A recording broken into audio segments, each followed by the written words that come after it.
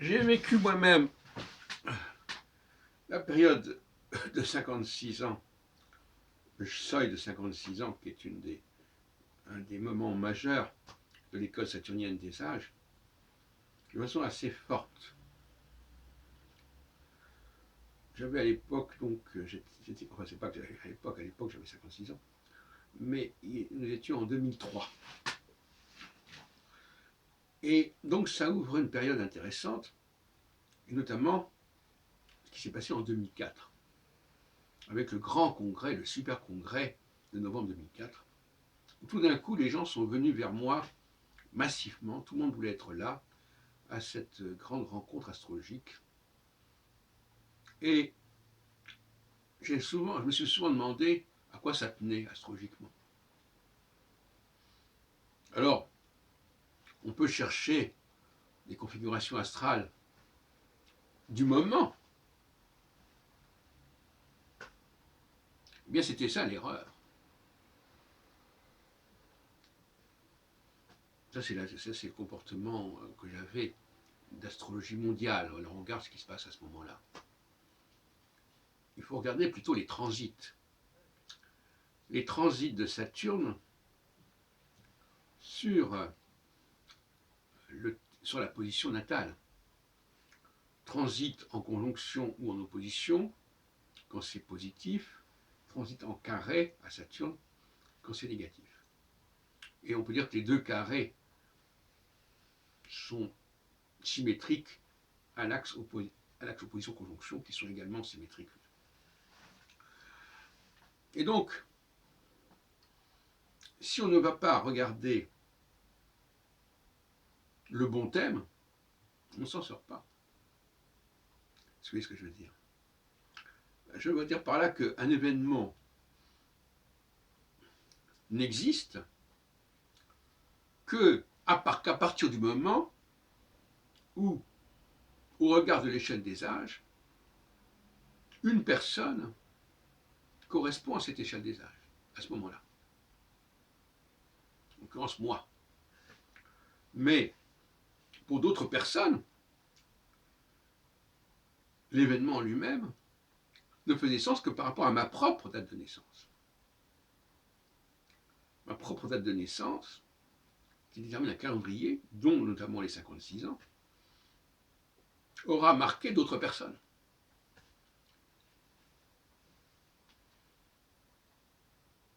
Donc, d'ailleurs, si on revient à l'âge de 28 ans, c'est la même chose. À 28 ans, en 75, j'ai fondé le mouvement astrologique parce qu'il y avait une énorme demande dans ce sens-là et que ça convergeait vers moi. Donc à 28 ans d'écart, ça ira ainsi que saturnien, il s'est passé un processus de leadership, un processus, on dit que le leader, il correspond à, il est désigné par le groupe. C'est pas le leader qui crée le groupe. Le leader, par sa présence, crée le groupe, mais c'est le groupe qui va, dans une sorte de feedback, aller vers le leader.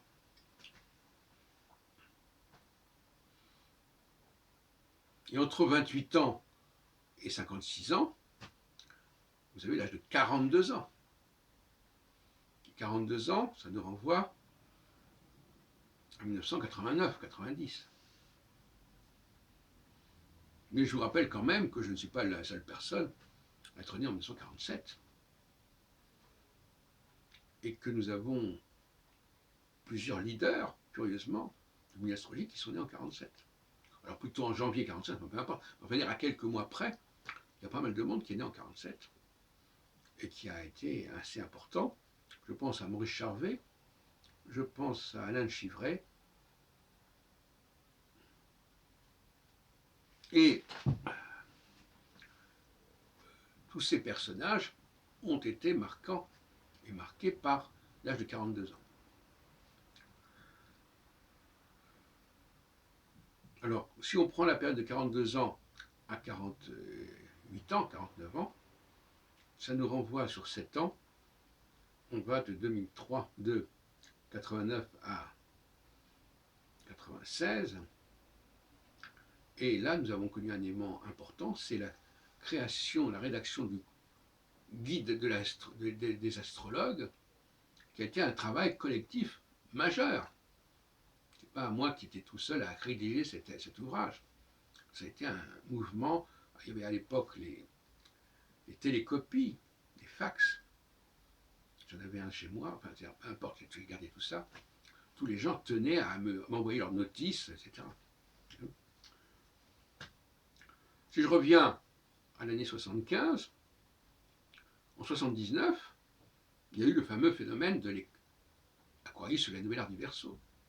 Là encore, un travail collectif où les gens ont envoyé leurs travaux, leurs publications sur ce sujet.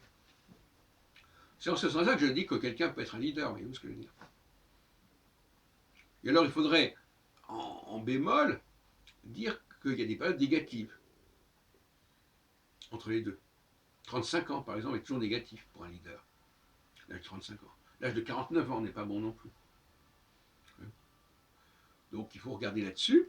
Donc la consultation astrologique consiste à montrer que la sinusoïde, voilà, il y a des moments où vous montez, des moments où vous descendez, des moments où vous construisez, des moments où vous détruisez. Par exemple, à 42 ans, à 49, je ne sais quoi, à 35 ans, c'était en quoi, en 77?